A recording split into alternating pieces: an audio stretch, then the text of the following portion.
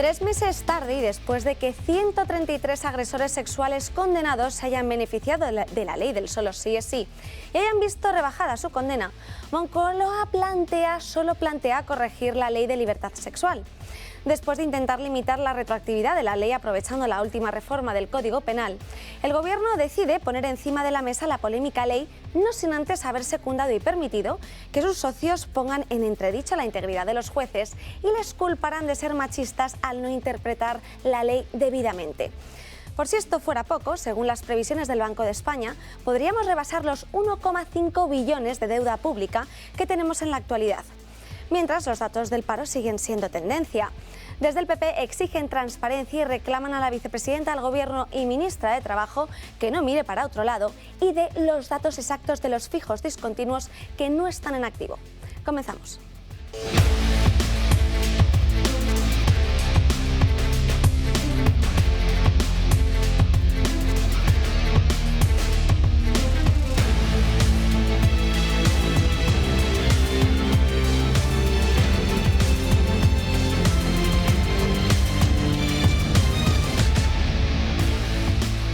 Buenos días.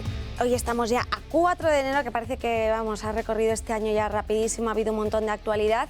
No sin antes recordarles que en el Vaticano más de 135.000 personas han acudido para mostrar su respeto y despedirse del Papa emérito, Benedicto XVI. Mañana emitiremos esa misa, ese funeral por el Papa, que además va a estar retransmitiéndose en directo desde las 9 menos 20, para que lo sepan los espectadores.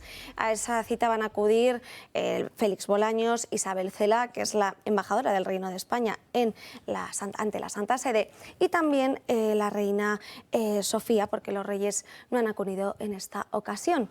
Pero tenemos que presentarles en primer lugar a nuestro invitado especial de hoy, Rodrigo Rato. Muy buenos días. Buenos días y feliz año. Igualmente. Pues sí, queríamos luego, vamos a hablar de todo ese ámbito político, económico que tenemos ahora en la actualidad, porque más que económico parece también de ideología política todos los datos que se muestran, pero tendremos también en la mesa un montón de temas que rebatir. Por este lado, Josep María Francas, muy buenos días. Pues muy buenos días. Ya te dije que ayer me había cargado yo de espíritu navideño al ver la exultación del país, porque el paro había disminuido a esa velocidad tan salvaje el último año y éramos casi paladín en Europa de empleo. Ayer siguió todo el día, o sea, 24 horas. No sé si esta mañana aún seguía con la misma solfa de que, en fin, que España era la pera y que lo de que España va bien, eso está superado por Sánchez. De hecho, vamos a escuchar a María Jesús Montero diciendo que esto está todo fenomenal y a más miembros del Gobierno. Yo he vuelto a preguntar, para caer un poco en la cuenta, a gente normal, y me han dicho algo parecido a que seguimos siendo los campeones en deuda pública, no sé si me equivoco, sí, en paro europeo, no sé si me equivoco, y que somos el único país que tiene el PIB anterior al coronavirus, y que tardará un par de años más, según las previsiones, en alcanzar lo anterior. Con lo cual se podría decir que no se sabe de qué saca pecho la ministra, con perdón, el comentario no es machista, ni el señor Pedro Sánchez cuando lo saque, porque ahora creo que está de vacaciones, sí, y ni habla. Pues de eso seguro que nos va a hablar fenomenal y nos va también a esclarecer este asunto José Ramón Riera. Muy buenos días. Muy buenos días. Solo te doy un dato para que veamos, es decir, el paro desde otros puntos de vista, porque yo creo que es interesante verlo. Si cogemos la creación de empleo del último semestre del año pasado, vemos datos oficiales, datos publicados por el SEPE. Es decir, se crearon 508.000 puestos de trabajo de julio a diciembre. ¿Sabéis cuántos puestos de trabajo se han creado de julio a diciembre este año? 49.000. España va muy bien, O sea, esto es perfecto. Es decir, el año anterior, es decir, que salíamos del COVID, creamos, es decir, casi 510.000 puestos de trabajo, y este año, en el mismo semestre, 49.000. Ojito. Y eso es porque esto con datos oficiales, SEPE, es decir, donde los fijos discontinuos están trabajando todos absolutamente. Pero quiere decir todos. Esto, José Ramón, quiere decir que está toda España trabajando, con lo cual no encuentras a nadie que quiera un trabajo en paro, o que hay mucha gente en paro y no hay trabajo. Vamos a ver, en estos momentos se empieza a notar, ya todo empieza a indicar, no solamente lo que ha dicho el Fondo Monetario, donde este señor fue gerente, que acaba de anunciar crisis para todos, y además en las 3 grandes regiones económicas del mundo, Estados Unidos, Europa y China, y además que va a afectar enormemente a todos los países emergentes, y entre ellos Brasil y la India. Viene un enfriamiento de la economía. ¿Por qué viene un enfriamiento de la economía? Vamos a ver, el Banco Central Europeo va a volver, y lo ha dicho Guindos, que va a seguir subiendo hasta que sea necesario para bajar la inflación.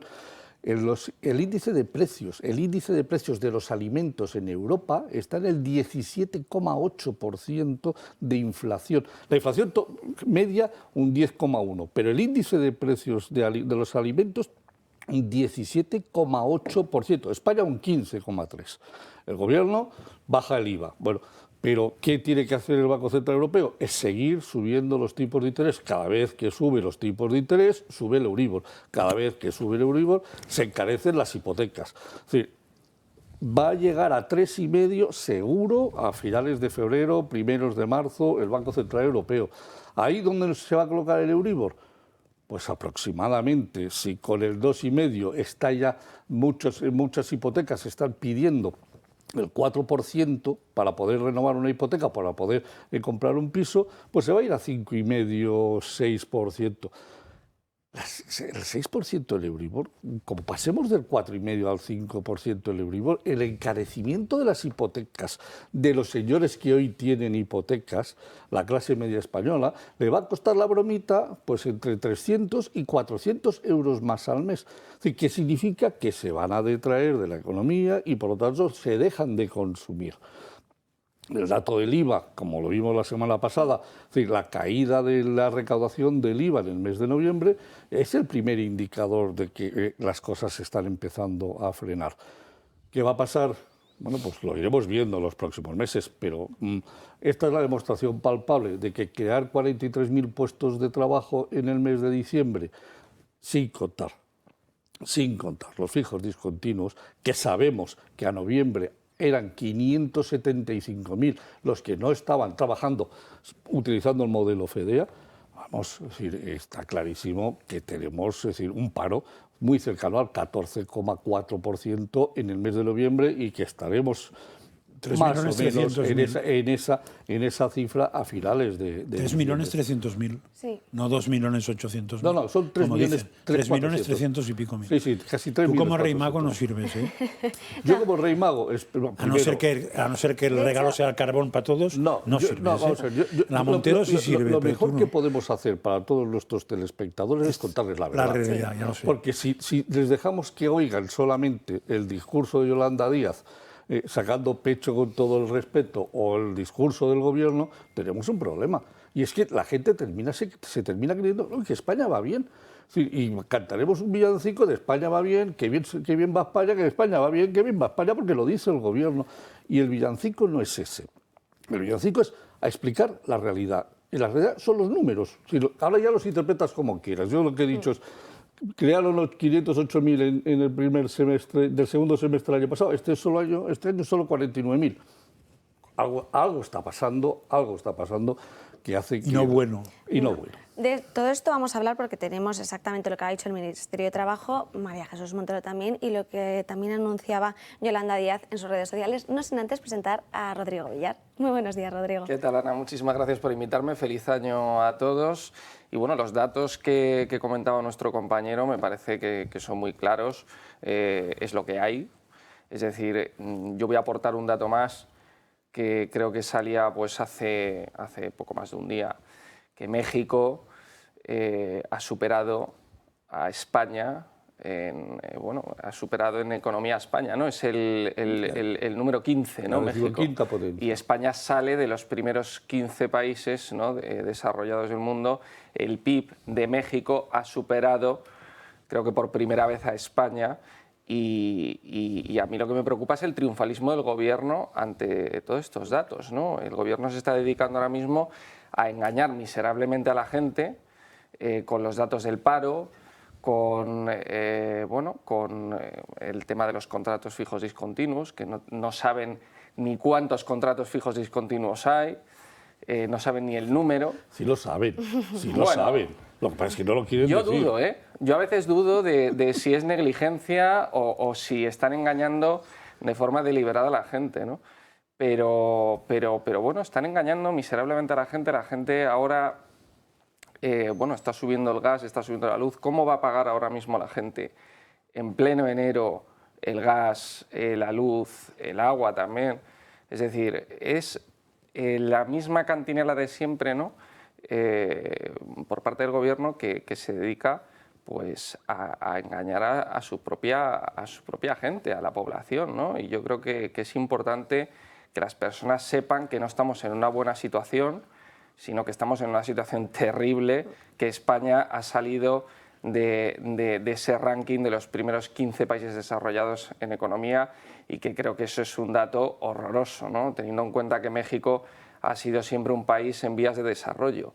Entonces, que España se ha convertido ahora mismo en un país en vías de desarrollo, en un país que está bajando de ser un país desarrollado a ser un país pues parecido a un país sudamericano, a un país en vías de desarrollo como es México, como puede ser pues Colombia o Brasil, es que me parece terrible, ¿no? Me parece terrible, y yo creo que en España hay mucha gente que sigue viviendo en una burbuja porque bueno, siempre que exista algo de renta, algo de dinero, ¿no? Y que no se note realmente en las capas medias de la población, o que no se termine de notar del todo, pues la gente, mientras tenga dinero para tomarse una cerveza o para irse a comer al menos una vez al mes fuera de casa, pues no van a salir. Pero es que yo creo que hace falta que la gente salga, hace falta una rebelión en masa de la población en ese sentido, porque es que si no nos van a arruinar, y no va a haber remedio posible, porque esto lo van a pagar, no lo vamos a pagar nosotros, sino que lo van a pagar las generaciones futuras. Y es un tema irreversible. Aquí tenemos con nosotros a Rodrigo Rato, que sabrá de esto mucho más que yo, y yo, bueno, que todos nosotros, y que nos podrá explicar esto, ¿no? Que lo van a pagar las generaciones futuras. Y es un tema muy grave porque es irreversible. Rodrigo, una pregunta. Cuando vosotros dejasteis el gobierno, ¿en qué posición estaba en la economía mundial? ¿En la octava, novena? Me parece. Por ahí estábamos alrededor de los 10 primeros. Exacto. Es verdad que los últimos 20 años han sido muy importantes en las economías emergentes, sí, y que, claro, la población de muchos países es muy superior a la nuestra, ¿no? A mí me parece que un dato muy significativo es que desde el 2005 la renta per cápita española en términos reales, descontando la inflación, está estancada. 0,1% ha crecido. Lo cual, y eso quiere decir que países no ya como México, que tiene una población muy grande, sino países como Irlanda o como la República Checa o como Eslovaquia, nos van superando, ¿no? En renta per cápita dentro de la Unión Europea, lo cual indica que nuestra economía está estancada. Y lo has dicho tú antes, me parece, no hemos recuperado el nivel del año 2019 y somos, me parece, que el único país de la Unión Europea que no lo ha recuperado. Entonces, la falta de capacidad de crecimiento de nuestra economía yo creo que es el principal problema que tenemos desde hace mucho tiempo, y cada vez se va acumulando, ¿no? Y eso quiere decir que no estamos utilizando nuestros recursos convenientemente, ¿no? Ahora, además, nos hemos metido en una maraña de discusión sobre la validez de las estadísticas, que es mala, porque hace que ya la gente en general y los inversores en particular pues vean con prevención los datos. El tema de la discusión, los fijos discontinuos, nadie sabía lo que eran fijos discontinuos hace un año, pero el gobierno decidió hacer de ese contrato, que era un contrato que no era muy significativo, pues uno de los contratos eje. Sí. Y lo que es pues una lástima es que al mismo tiempo que decides eso, tus servicios estadísticos, el INE y otros servicios estadísticos, no nos permitan poder comparar. El gobierno reconoce, porque no lo puede dejar de reconocer, que hay 2 millones nuevos de contratos fijos discontinuos, pero o no sabe o no quiere o no puede decirnos cuántos de esos contratos están en este momento no ocupados. Claro, porque yo aquí tengo una pregunta. A nivel estadístico, por ejemplo, ¿sería viable controlar que ahora esos fijos discontinuos están inactivos? Les estás pagando el paro. Claro. Vamos a ver. O sea, sí es fácil, estamos en este momento, es verdad que se paga, los fijos discontinuos era un contrato marginal, porque el contrato central que reconocía la temporalidad era el contrato temporal. Y por obra, ¿no? Bueno, y entonces sí, los contratos temporales ya por obra, etcétera. El gobierno cambia el modelo. Bueno, tiene sus ventajas y sus inconvenientes. Pero, claro, necesitaríamos una estadística que nos dijera que no es difícil, me parece a mí, porque como tú a los fijos discontinuos, el Estado a los fijos discontinuos que no están ocupados en un momento dado, les paga el paro, pues entonces no hay más que ver. Rodrigo Rato, fijo discontinuo, le estoy pagando el paro, pues quiere decir que no está ocupado, es así de simple. O está en fraude o no está ocupado. Entonces, no es bueno que eso no lo sepamos, no es bueno porque hace que el debate sea incomprensible para cualquiera, ¿no? Como tampoco lo es que hace pocos meses, hace pocas semanas, no meses ni siquiera, me parece que el Servicio de Estudios de la Caixa puso de relieve algo que ya había puesto antes otros servicios de estudio, y es que en las estadísticas de inflación los consumidores que están en no regulado pues no están siendo afectados. A eso se les está cobrando la diferencia entre el tope del gas y el precio real del gas, pero esos señores o esas familias no aparecen en la estadística de inflación. Entonces, las estadísticas es verdad que sirven para todo y que cada cual las interpreta como le da la gana, pero sería importante que saliéramos del debate de las estadísticas para que la gente el público en general, los votantes y los inversores puedan entender un poco la economía española. Que estamos en un proceso de desaceleración, no hay duda, y además probablemente no hay alternativa. Porque solo se sale de la inflación con un proceso. Una vez que llegas a determinados niveles de inflación, una vez que el Banco Central Europeo dejó pasar el año 2021 sin enterarse de que venía una inflación muy seria, ahora ya estamos en un periodo muy duro en el que el propio Banco Central Europeo está hablando del año 2025 para llegar al 2%, lo cual quiere decir que nos queda un largo periodo. Cualquiera de los que vivimos, que vosotros dos no, pero nosotros tres sí, vivimos los años 70, pues sabemos que de la inflación no se sale en un año ni en dos. Cuando llega a un cierto nivel, una inflación subyacente del 7%, es un tema muy serio. Y entonces vamos en una desaceleración inevitable, que ya vimos en el tercer trimestre que la economía española creció un 0,1, un 0, un 0 menos 1, son ya discusiones un poco del sexo de los ángeles, ¿no? Vamos en una desaceleración relativamente intensa. El número de afiliados a la Seguridad Social de diciembre indica que también han bajado notablemente. Después hay una parte sustancial, si no casi total, del empleo creado que es público. Y entonces, bueno, pues esto va como va. Es decir, no hay tutía, ¿no? Entonces, necesitamos que la economía española sea más dinámica. Es que el crecimiento está ligado a la productividad del capital y del trabajo. No hay ningún secreto, es así. Entonces, si no tienes una buena política que incentive la inversión y tu productividad laboral pues es muy baja, pues te vas quedando atrás. Y España necesitaría una reflexión. Y ahora que estamos en un año electoral, sería importante meternos en esa reflexión, ¿no? Luego hay un tema que a mí me está llamando la atención también estos días, porque la FEDEA, por ejemplo, no podía hacer un informe valorando la situación económica tampoco, porque desconocía esos datos, pero sí arrojaba un dato y decía que eran esos 550.000 fijos discontinuos, sin descontar también los de las personas que están en ERTE, porque también al tener un contrato indefinido pueden acceder a este tipo de situación, ¿no? Pero el SEPE nos daba otro dato y decía que había 900.000 fijos discontinuos. Entonces, ¿por qué hacen esa distinción la FEDEA del SEPE? Aquí están contabilizando cada uno aquellos fijos discontinuos que están en activo y los que están en paro. O sea, ¿por qué hay esta descoordinación? Hay 2 millones, si no me falla la memoria, el número de contratos de fijos discontinuos ha aumentado en 2 millones en el año 22. De hecho, del 17 al 37% pasábamos. Entonces, eso quiere decir que, bueno, pues claro, si tú le dices a la gente que tenía un contrato temporal o a las empresas que necesitaban trabajadores temporales que ese modelo ya no existe, pues tienen que utilizar otro modelo, que no tiene derecho a indemnización, pero que tiene derecho a que te mantienes en teóricamente no, prácticamente tienes un contrato fijo, pero es verdad que discontinuo, ya lo dice la palabra, y por lo tanto durante un periodo no cobras de la empresa y cobras del paro. Debería de ser relativamente sencillo, la prueba es que las empresas privadas o los servicios de estudio privados como FEDEA y como los de los bancos nos lo están indicando, y ahí la cifra que se maneja por unos y por otros es entre 400 y 500.000 personas que realmente son fijos discontinuos pero no están trabajando.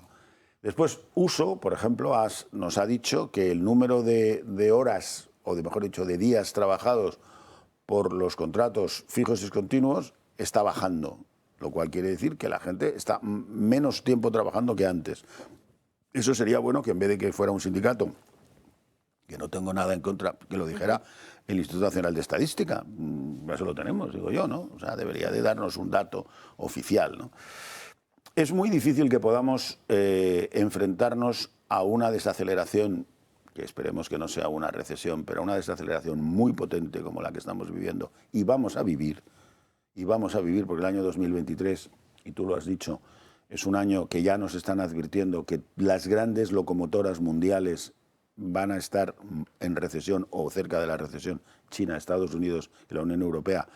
Eso es algo que no había sucedido porque en la crisis del 2008 Estados Unidos y la Unión Europea estuvieron en crisis, pero no lo estuvo China. No. Y ahora ya son, pues no sé cuánto representa ahora de memoria, pues debemos estar hablando del 60%, el 70% de la economía mundial. O sea que... Y además son los clientes de todas las demás economías. 2.200 millones de... Los países emergentes, si no pueden vender a los mercados desarrollados, la posibilidad que tienen de crecer exclusivamente vendiéndose entre sí es mucho más limitada, ¿no? Nos enfrentamos a una etapa de bajo crecimiento y a una etapa de altos tipos de interés, los dos. Y esa etapa que empieza en el año 22 va a continuar en el año 23. Es muy difícil saber lo que va a pasar en el año 23, como todo el mundo sabe, por no decir imposible. Pero hay cosas que han pasado en el 22 que podemos pensar que van a durar y otras que pueden cambiar. La inflación va a mantenerse, no quizás en 2 dígitos, pero sí sensiblemente por encima del 2%, incluso por encima del 5%. Entonces, eso requiere, los bancos centrales necesitan que eso baje por su propia credibilidad y por su propia utilidad. Y además porque tienen una responsabilidad directa en esta situación por haber actuado tarde, ¿no? Entonces, eso nos va a llevar a unos tipos de interés, tú estabas describiendo el caso del Euribor, pero también en general más altos y durante más tiempo, y eso al final detrae de nuestras rentas. Me da igual que seas una empresa, que seas una familia, si tienes que pagar tus créditos a otro tipo, pues tendrás que o mejorar tus rentas o detraer de tu consumo, ¿no? Entonces, eso es algo que parece inevitable en el año 2023, la desaceleración económica y los altos tipos de interés. Después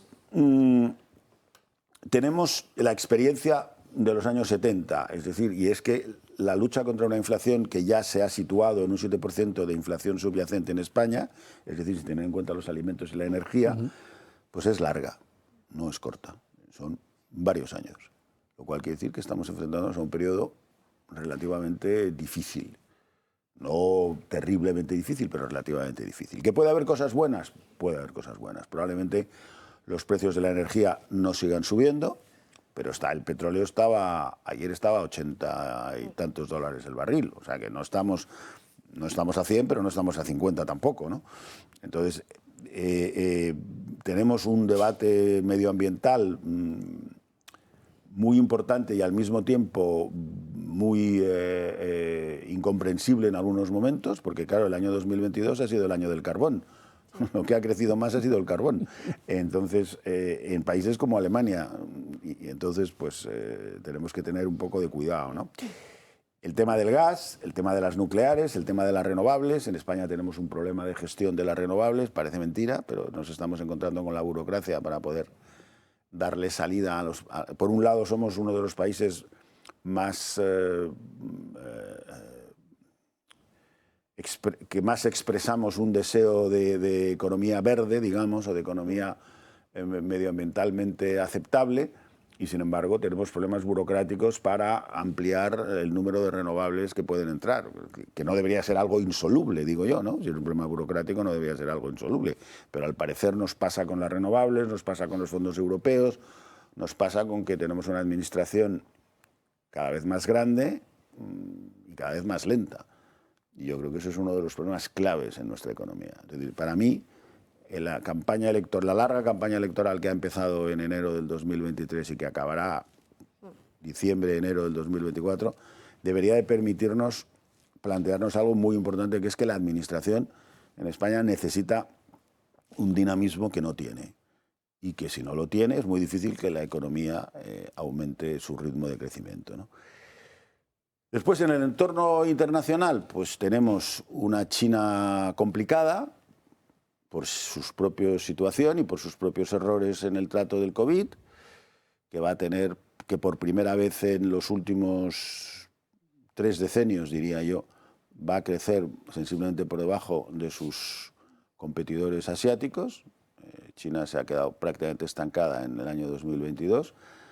Y bueno, tiene un problema a corto plazo, no pequeño, de cómo maneja la pandemia, y tiene un problema de población, porque China en este momento tiene una caída de su población activa, porque como consecuencia de sus políticas de natalidad, pues se encuentra ahora con esa situación, ¿no? Tenemos una economía europea muy afectada por la energía y por la guerra en Ucrania. La guerra en Ucrania, que está en todas las quinielas de qué se puede suceder en el año 2023, pues no es fácil saberlo, y mucho menos yo, ¿no? Pero lo mismo, tenemos una buena noticia, podemos tener un alto armisticio. Yo veo difícil una paz, porque veo difícil que Ucrania vaya a aceptar una pérdida territorial. Veo difícil una paz, porque veo difícil que Rusia vaya a retirarse. Por lo tanto, una paz la veo muy difícil. Pero un armisticio, pues podría ser una situación como la de Chipre o una cosa así, pues podría ser, no sé. Es una de las cosas que pueden cambiar, no necesariamente. Ahora no lo parece, porque estamos todavía en un conflicto muy duro, ¿no? Con ataques muy sangrientos, ¿no? Tenemos un cambio muy importante, perdón, ya con esto acabo. Tenemos un cambio muy importante en la política del Banco Central Europeo, y es que en el año 2023 va a dejar de comprar deuda pública. Sí. El ritmo de caída del compra de deuda pública van a ser 15.000 millones mensuales. Bueno, 15.000 millones a todos nos parecen una animalada, pero no es una animalada desde el punto de vista del Banco Central Europeo, pero es un primer paso. ¿Cómo va a repercutir eso en el coste de la deuda pública de los países euro?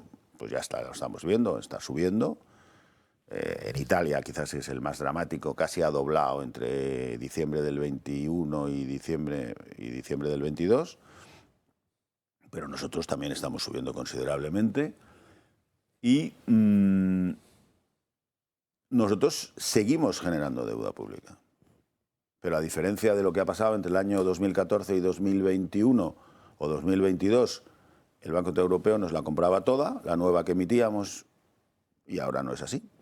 Y ahora hay que ver los mercados cómo reaccionan. Y eso va a ser la batalla de todos los meses o de todas las semanas, según vayamos teniendo que colocar deuda pública.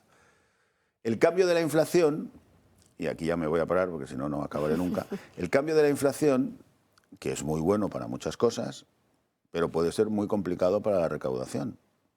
Hemos visto la gran recaudación que ha generado la inflación en el Estado español en el año 2022 y nos podemos, muy probablemente, por la misma regla de 3, si baja el PIB nominal, es decir, el crecimiento más la inflación, pues si baja la inflación y baja el crecimiento, bajan los dos, pues la recaudación se va a resentir. Lo cual quiere decir que nuestro déficit público puede ser más complejo. Si además hay que financiarlo con unos mercados más nerviosos, pues ahí hay una incógnita, pero un riesgo que va a ir creciendo, no va a disminuir. Y en un año electoral no creo yo que se vaya a contener el gasto. No me parece que se vaya a A mí contener. principalmente me preocupan tres cosas. A ver. El tema de la inflación subyacente del 7% a nivel estructural. Es decir, te las voy a poner así en general para que a ver si podemos ¿Cómo no? de alguna forma solucionar el problema o dialogar sobre él. Entonces, el primer punto fundamental, sí se puede hacer algo, es decir, ha venido para quedarse, pero ¿de qué forma a lo mejor el Gobierno a nivel estructural podría matizar o cambiar la situación que tenemos actualmente para mejorarlo? El desplomo del IVA que se refería antes José Ramón Riera del 6,5% el mes pasado, teniendo en cuenta que era el mes de las ventas del Black Friday, que la gente estaba más relajada o que de cara a esas Navidades, si seguimos así este mes y toda la tendencia actual, podríamos llegar a entrar en una parada de la economía española, y eso al final quiero saber también cómo puede repercutir a nivel de recaudación, porque si la gente deja de gastar el dinero, estamos recaudando menos, aunque por otra parte el IRPF sí se llevaría la mayor parte, ya que no lo bajan por ningún motivo. Y la deuda pública. Hemos escuchado y hemos visto cómo desde el Banco de España están diciendo que si la situación sigue como está hasta ahora, se podría rebasar incluso no solo el 1,5 billones de euros, sino que llegar hasta el 1,6. Bueno, vamos a ver. La inflación subyacente es muy serio porque quiere decir que ya no es que el efecto exterior del precio del crudo, del precio del gas y la repercusión de esos precios en la agricultura y en el consumo, en los alimentos, te hace subir los precios de un año sobre otro, sino que eso quiere decir que ya la inflación subyacente ha entrado en el resto de la economía.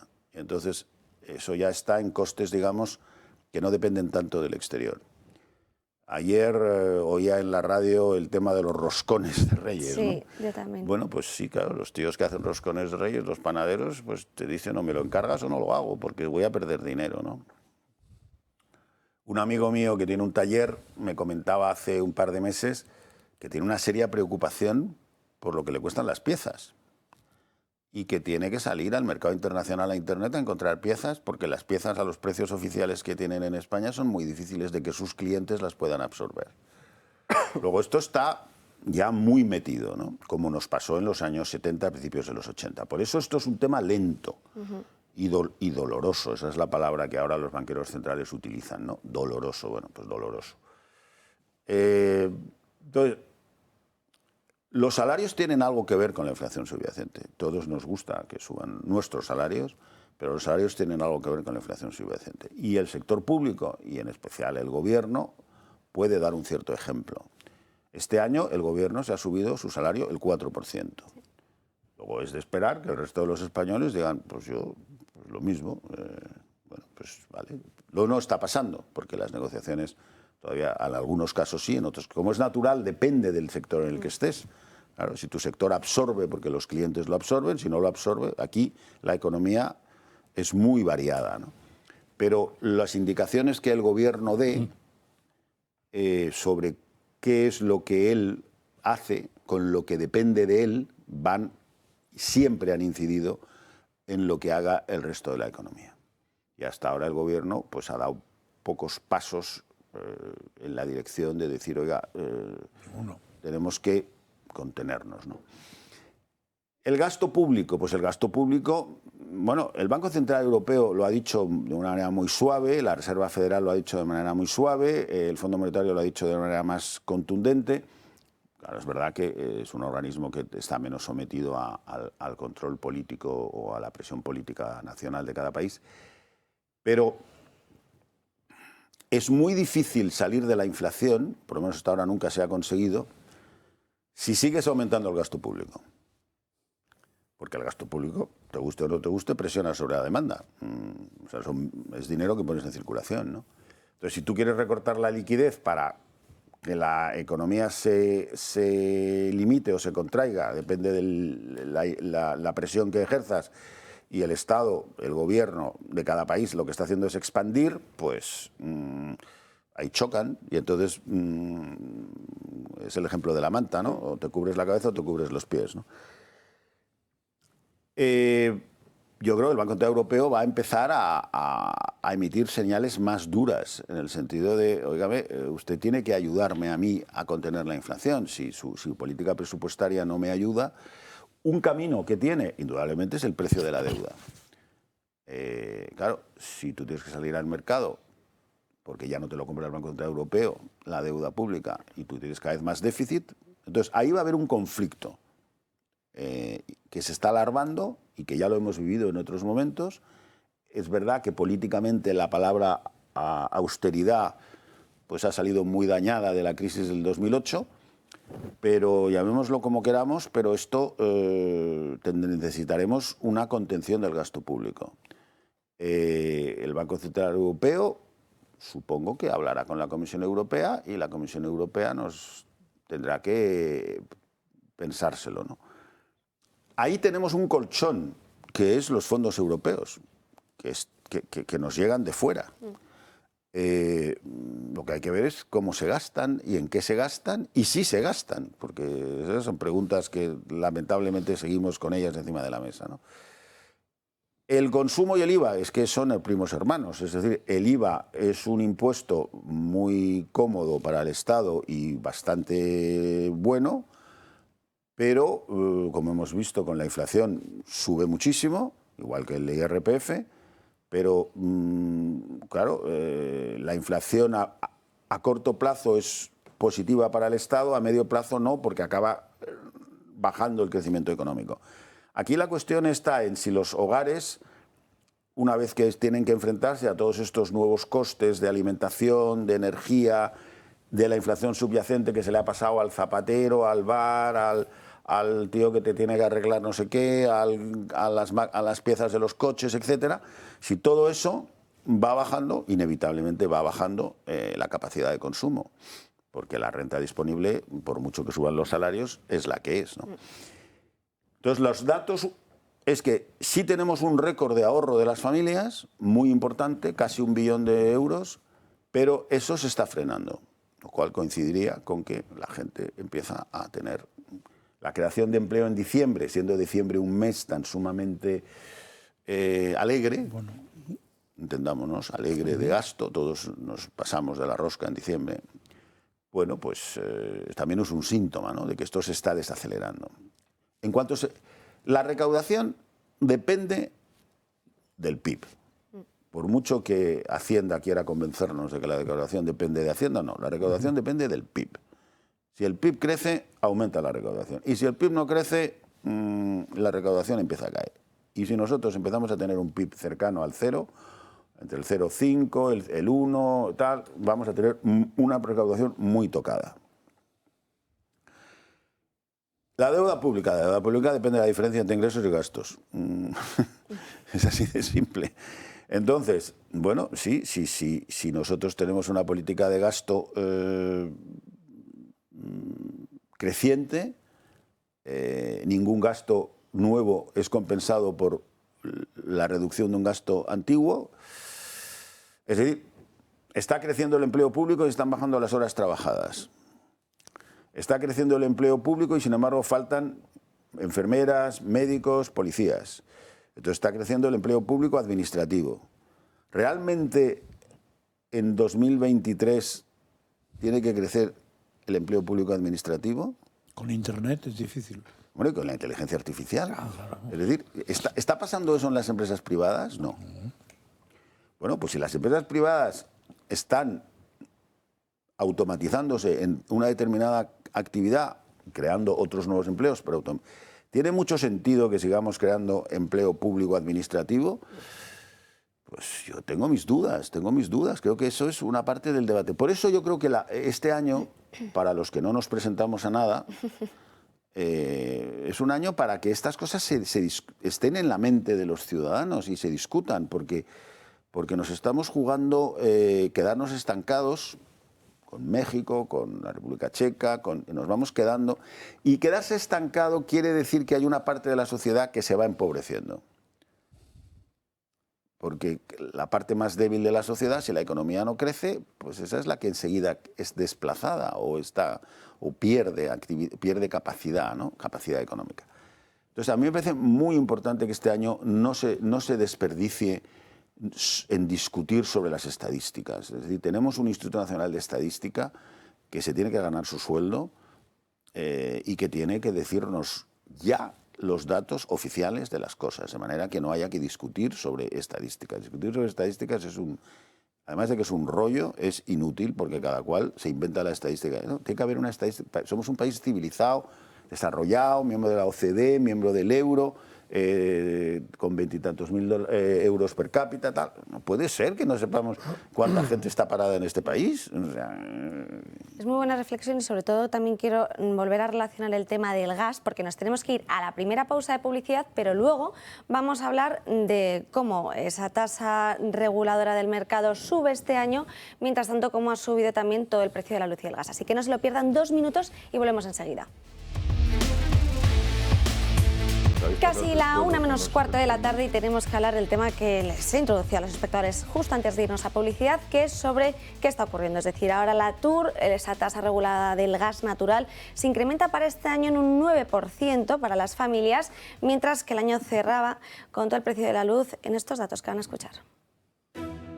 Hemos dejado atrás un año complicado para los españoles en cuanto a las facturas. El precio de la luz medio ha sido de 209,69 euros por megavatio hora. Subió un 88% en España en 2022. Agosto, además de ser un mes caluroso, fue el mes más caro en cuanto al precio de la luz para los ciudadanos, 307,92 euros por megavatio hora. Noviembre fue el mes más barato, 123,63 euros, y el último mes del año tuvimos una subida, convirtiéndose en el segundo mejor. El precio fue subiendo con el paso de los meses, y luego de repente experimentamos una caída. El gobierno con sus explicaciones no deja clara la situación. Subieron los precios, prometieron controlarlos y no lo hicieron. En cuanto al gas natural, el gobierno sube un 9% la tarifa regulada desde el 1 de enero. El comienzo de año va a ser duro para todos los hogares. Las necesidades básicas van a ser costosas, ya que con la subida de la tarifa de último recurso establecida por la administración no va a ser tan fácil llegar a fin de mes. Si los costes se modifican en función de la materia prima y sigue esta tendencia al alza de los precios, el mercado regulado seguiría subiendo. ¿No sería rentable pasarse a un mercado libre? Pues dejo esa pregunta en la mesa, sobre todo porque vemos, para que los espectadores lo conozcan y lo sepan, el Ministerio para la Transición Ecológica es el que fija cada trimestre esta tarifa de último recurso del gas natural. ¿Qué ocurre? Que si a los 3 meses las materias primas han incrementado en más de un 2%, entonces esa tarifa se vuelve a regular y vuelve a subir, que es lo que entiendo que habrá ocurrido para que este 1 de enero vuelva a incrementarse en un 9%. Pero ya se había incrementado a final de año. Por eso. Entonces, o sea, a mitad de año, o hace exactamente un año, estaba en 0,4 y ahora no está en 0,4. Ahí aumentó el último trimestre y aumenta. En teoría, cada trimestre tendría que aumentar. No sé si es un 15% lo que podría aumentar. Está fijado está lo máximo que puede aumentar. Pero con todo eso, sigue siendo más barato la TUR ahora mismo, probablemente a mitad o más de la mitad que la tarifa contratada por una empresa. Es que, por lo visto, desde octubre sí se puede también, pueden acceder todas las comunidades de vecinos Sí, pero es una TUR distinta, ¿eh? Sí. Sí, no es lo mismo. Creo que son precios, es un intermedio entre el mercado libre y el mercado TUR. Pero además esta subida lo que va a afectar es al subíndice de los precios energéticos. Es decir, la desaparición de los 20 céntimos que los han quitado, más esto va a hacer que el subíndice, que hasta ahora parecía que se había quedado en el 1%, va a pegar una subida. Eso, está claro, eso. Y si todavía, y parece que todas las medidas tomadas de bajar el IVA del 4 al 0, del 10 al 5, no se están viendo demasiado reflejadas, porque no se ven reflejadas, porque son céntimos, puede que se siga manteniendo la inflación muy alta en el tema de los alimentos, que suba encima el tema de la energía, con lo cual remonte la inflación cuando parecía que la inflación, la tradicional, estaba controlada y que además, como me hubiera contado don Rodrigo, es decir, el gran problema para la economía, para nosotros, es la subyacente. Si vuelve a remontar el IPC normal y el subyacente sigue tirando para arriba, lo que se produce es un efecto desastroso. Subida de los tipos de interés, viene una caída del consumo, y aquí, si este caballero lo sabe bastante mejor que yo, el 75% del PIB español depende de una partida que se llama consumo, que se divide en 2 partes: consumo de las familias y consumo de las administraciones públicas, consumo privado y consumo público. 75% del PIB, dependiendo de esa variable, si cae el consumo, o sea, la bofetada, es decir, solo la puedes parar con inversiones, y las inversiones públicas, el otro día lo expliqué, en el 2021 la inversión pública se dejó de ejecutar presupuestada 11.000 millones de euros. Este año, al mes de octubre, llevan sin ejecutarse, pendientes de ejecutarse, casi 18.000 millones, la pública. La pública. Es decir, la que tiene que ejecutar la Administración Central, la Administración General del Estado, las comunidades autónomas, que son fundamentalmente los dos grandes inversores públicos. Van un 40% por debajo de lo presupuestado, es decir, al mes de octubre. Si la inversión pública y la privada no está funcionando y el consumo cae, el bofetón directo del Producto Interior Bruto. En teoría, el bofetón parece que es claro, pero has nombrado una cosa que a mí me interesa mucho, aunque sea una chorrada. Bajar el IVA del 4% o del 5% al 0 es una anécdota en céntimos. Eso es evidente. En las barras de pan, por cada persona. 2 céntimos, 3 Sí, Cuando parece? sumas todo, no. Pero hay un truco que están haciendo muchas tiendas, que dicen, como yo compré eso con el IVA anterior, no lo cambiaré hasta que lo haya vendido. Pero claro, con ese truco, yo creo que eso es ilegal. No, no creo que sea ilegal. No, porque, vamos a ver, lo que es muy difícil de controlar, porque, vamos a ver, tú no puedes vender a pérdidas. Además de que no quieres, no puedes. Está prohibido en la ley. El dumping fiscal. Por lo tanto, eso es dumping. Entonces tú, pero además no quieres vender a pérdidas, No, probablemente. que no quieres, seguro. Entonces, claro, si tú has comprado con un IVA anterior, tus stocks, tu margen, tu escandallo simple y corriente, no aguanta en este momento la bajada del IVA. La bajada del IVA... Y al revés, Rodrigo, cuando yo lo sufrí, al revés también va, claro. Claro, yo lo sufrí cuando era fumador. Y cuando te subían el precio del tabaco, no vi ningún estanco que dijera, me queda un remanente de 20 cajas al precio anterior. No lo vi Eso es jamás. cierto, eso es Con lo cierto. cual, como no vi esto, no entiendo que ahora me vendan lo otro. Ya, ¿sabes? Ahora, como no fumo, me pero se importa van un a pimiento. defender, es decir, va a haber mucha gente que va a decir, óigame, yo compré a un precio y mi sal y mi... Entonces ahí, vamos a ver, ¿qué va a hacer la administración? ¿Va a abrir un expediente a todos los...? No creo, Claro que pero nos cuando faltaba. pase al revés, ¿qué harán estos? Sí, pero Porque cuando se seamos acabe el chollo del prácticos, es decir, 0,4... yo creo que va a haber una cierta repercusión por la competencia, porque al mismo tiempo, claro, Sí. si tu competidor Lo es hace. una gran superficie o eres una pequeña superficie, tu competidor lo hace, pues seguramente a ti no te va a quedar más remedio que hacerlo si quieres vender, ¿no? Salvo que tengas un producto estrella, como puede ser el roscón de Reyes, en el que le dices al consumidor, o me lo pagas por anticipado o no te lo hago porque los costes son muy altos, según explicaban ayer públicamente. Sepamos que hay superficies en España que están vendiendo el roscón de Reyes más barato que el año pasado. Ya, lo que pasa, bueno, hay que ver. Claro, yo pero hay que ver de no dónde estoy cogen- aquí para de dónde cogen promocionar. la materia prima, cómo lo hacen. Ya, pero dependerá de lo que quiera la Claro, gente. de la calidad. Pero yo sigo diciendo que entre un sitio y otro sigue habiendo claro, más claro, diferencia, siempre va a haber, más diferencia en que la en una subida economía de... abierta siempre va a haber alguien que porque Que rompe el tiene mercado. dinero o porque quiere comprar mercado. Es decir, es una estrategia legítima la de querer comprar mercado, ¿no? A lo mejor mañana Amazon empieza a vender roscones de Reyes muy baratos, ¿no? Entonces, eso no sé si lo podemos controlar. No, pero... ¿Algún efecto va a tener la bajada del IVA? Seguro que lo va a tener. ¿Va a ser un efecto definitivo? Pues seguramente tampoco, pero algún efecto va a tener.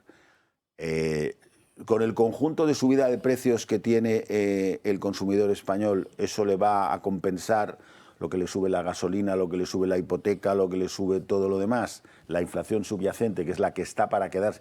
Lo malo de la inflación subyacente es que es mucho más lenta de desaparecer, porque es la que ya está metida, digamos, en las estructuras económicas de todo el mundo, ¿no? Entonces, esa es la que baja con cierto sudor, y ese sudor dura tiempo.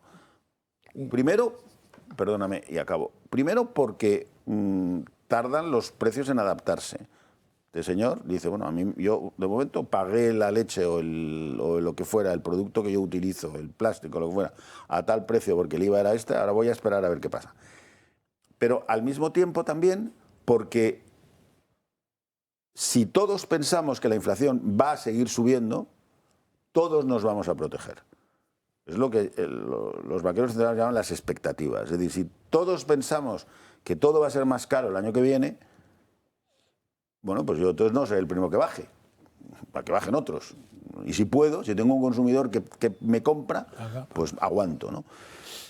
Entonces, tienes que romper esas expectativas, tienes que convencer a la población de que la inflación va a bajar. Y esas expectativas que estaban muy ancladas se han perdido como consecuencia del año 2021. Entonces, ahora todos pensamos que las cosas van a estar más caras. Y si pensamos que las cosas van a estar más caras, pues depende de que seamos consumidores o productores, nos cubrimos, ¿no? Pero todos somos consumidores o productores de unas cosas o de otras. Entonces, ahí la credibilidad del Banco Central Europeo, pues en este momento nos está fallando. Y ellos lo saben y por eso están tratando de decirnos, oye, no esperéis que esto vaya a ser fácil, porque esto va a durar y os vamos a subir y vamos a apretar para que nuestras expectativas bajen y pensemos que van a ser capaces de dominar la inflación. Y esa es una de las grandes cuestiones en las que nos encontramos y eso requiere tiempo. En el debate energético yo me pierdo ya en tarifas, sinceramente, no soy capaz de diferenciar. Sí sé que hay una parte de la tarifa, que es la no regulada, me parece, en la que la famosa techo del gas se lo están cobrando al consumidor. Y es en la regulada en la que no te lo están cobrando. Sí. Pero ahora te lo van a cobrar, ahora te lo suben el 9%, porque como no te han cobrado, te van a cobrar. O sea, pues es que... Entonces yo he hecho en falta en el debate energético la oferta, es decir, ¿cuál va a ser la oferta energética que vamos a utilizar en España en el año 23, 24, 25, 26, 27, 28, 29, 30, los que sean? Teniendo en cuenta que las inversiones energéticas requieren un plazo de rentabilidad. Es decir, si ahora supongamos que en este edificio todos los vecinos se ponen de acuerdo que van a poner unas placas solares para bajar el consumo de energías fósiles, bueno, tendrán que tener una cierta seguridad de que van a poderlas utilizar. Es una inversión que necesitará 8, 10, 15 años para rentabilizarse. Bueno, no te quiero ni contar si tienes que montar una central grande, ¿no? Entonces, yo lo que he hecho en falta en este país en estos momentos, en este y en otros, que conste que esto no solo pasa aquí, pero pasa aquí, que es lo importante para nosotros, es, vamos a ver, ¿cuál es la mix energética que queremos en España? Entre otras cosas, porque, por ejemplo, acabas de poner un ejemplo que es muy claro. La gente que se ha puesto la placa, en teoría, solo iba a pagar lo que consumía. Pues no, sí, porque se reguló el mercado. Pues no, señor. Porque cuando ha habido lo de la compensación del gas, a esa gente le hacen pagar la compensación del gas de la energía que no gasta, sino que producen ellos. Con lo cual, ¿eso qué quiere decir? Hombre, no sé si esos son 50 euros, 20, 13, no lo sé. Pero quiere decir que no tienes ninguna seguridad jurídica en que lo que contratas o lo que cierras hoy se mantenga mañana. Porque pero el si gobierno no te la va a hacer seguridad seguro. jurídica y yo soy el que lo ha hecho y te lo cuento a ti, es muy difícil que tú digas, bueno, pues yo voy a poner placas. No, porque claro. vas a decir, no sé si me sale a cuenta, por hablar en términos coloquiales, ¿no? Entonces, a mí me parece muy importante que en el debate energético aclaremos de qué mal vamos a morir. Sí, sí. Es decir, vamos a tener... No queremos carbón. Vale, de acuerdo, no tengamos carbón. Es discutible si tienes que destruir tus centrales térmicas o simplemente las dejas cerradas. Pero bueno, no tengamos carbón. Pero bueno, petróleo, ¿cuánto tiempo? O sea, ¿cuánto va a durar esto? Gas, todavía más. En nucleares, queremos ignorar la posibilidad de una energía nuclear más barata y no contaminante. Fracking, por ejemplo. Fracking sí, fracking no. No, pero antes del fracking tienes 7 centrales nucleares. O sea, antes de pero digo, además de lo que has 7 dicho. centrales nucleares operativas, Pero además que de las lo que has queremos dicho. cerrar, me parece que de aquí a pocos años. Sí, sí. Antes de plantearme el fracking, que indudablemente te lo deberías plantear, pero que tiene otros problemas, aparentemente, tampoco soy un experto en medioambientales, pero las que tengo abiertas, Sí, sí, está ¿qué claro, motivo está claro. tengo para no darles más vida? Y sobre todo porque Ninguno. ya el ámbito climático se les cae por su propio peso, porque la Unión Europea el año pasado ya dijo que las centrales nucleares Y sí las que de eran gas. y las de gas eran una energía verde. Ahora le llama verde ahora, sí. Pero aquí parece que Probablemente ese tenga tema razón pasa ahora de y no antes, puntillas, ¿eh? así, ti. Ya. No nos hemos enterado. Pero si probablemente tenga además razón tienes ahora un y no problema antes. de burocracia para aprobar los proyectos solares y medioambientales que están parados y en la subasta de renovables del mes de noviembre, me parece que fue, hubo prácticamente participación como consecuencia de que la gente no sabe qué números se tiene que enfrentar. Chico, el panorama, o sea, no solo se trata de pelearnos con el precio, porque al final, vamos a ver, si el Estado español dice que el precio del gas no puede superar lo que sea, y el precio internacional lo supera, alguien lo va a pagar. Es imposible que no lo paguen. Sí. O sea, lo pagaremos el año que viene, lo pagaremos el siguiente, lo pagaremos tal, pero lo vamos a pagar. Y siempre lo pagan los mismos, los consumidores. O sea, no hay nadie más que lo vaya a pagar. Bueno, entonces está muy bien que en un año me digas, bueno, es que es el momento peor de la inflación, con eso corto las expectativas inflacionistas, le pongo un precio al gas, un tope al gas, y con eso hago que... Bueno, sí, pero en enero lo tienes que subir el 9%. Vale, de acuerdo. Pero tendremos que hablar de la oferta también, porque al final el consumo está cayendo como consecuencia del precio.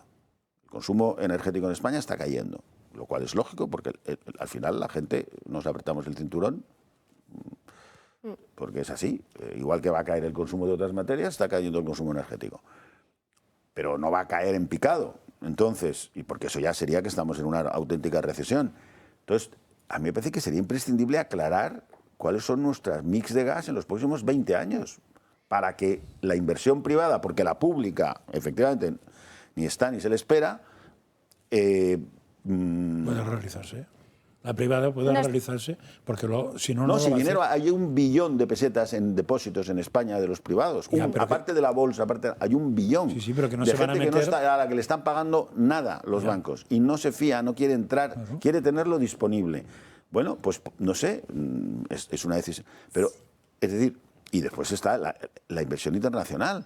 Pero para eso tendrás que aclarar las reglas del juego, ¿no? Entonces, porque si nos olvidamos de la oferta en la energía... los precios antes o después nos alcanzan. Es decir, por mucho que tú ahora le pongas topes a unos precios administrativos, esos precios, ahí hay una pérdida que alguien la va a absorber, y no la van a absorber las compañías privadas, porque te llevan a los tribunales y te ganan. Entonces, el consumidor antes o después le va a llegar. Los costes hundidos, los costes escondidos, y todo eso está inventado, si lo hemos hecho todos, si eso se ha hecho, si eso está más que hecho en España, lo hemos hecho siempre en situaciones, pero acaba llegando. Entonces, aquí hay que aclarar de una vez cuál es la mix energética de este país para los próximos 30 años o 20 años. Si eso se convierte en un problema ideológico... Pero, Rodrigo, eso sería... es que nos tenemos que ir a la pausa de publicidad, porque es así que no me dejan... ¿Te quedas un rato más? Un rato más. Vale, No mucho pues más, en pero 2 un ratito minutos volvemos. La 1:02 pasadas, y teníamos ese candente tema de debate, sobre todo porque don Rodrigo nos estaba haciendo aquí una explicación magistral de los datos económicos. Frank, sí, pero que yo quiero... O sea, es evidente que si un país no tiene un análisis de futuro de lo que pretende con el mix energético, pues no se va a aclarar nunca. Pero es muy difícil que este gobierno lo haga, y voy a poner un ejemplo de una cosa mucho más prosaica, pero más que legado a la gente. ¿Os acordáis de que hace unos meses sacó unas medidas del gobierno de obligado cumplimiento, aunque no de inspección, donde había que apagar las tiendas a las 10 de la noche, donde había que poner puertas correderas? ¿Habéis visto alguna puerta corredera, por poner un ejemplo? No, ¿verdad? Bueno, pues hay algún tonto, con perdón, que se le ocurrió poner las puertas correderas porque el gobierno obligaba a poner puertas correderas, con lo que costó poner la puerta corredera, y se ha dado cuenta que en alrededor, todos los de ahí, no lo ha puesto nadie y no ha pasado nada.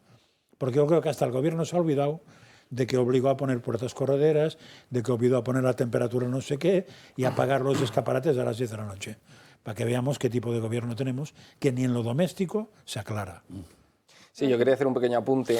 Yo creo que hay que insistir en lo que decía el señor Rato del recorte en las administraciones públicas, lo que se llamaba austeridad, ¿no? en la crisis del 2008, porque es que tenemos un dato ya de este año del 2023, que el Ministerio de Igualdad, que nadie sabe para qué sirve, ha subido un 9% su presupuesto, ¿no? Creo que ahora está en un récord histórico de 573 millones de euros.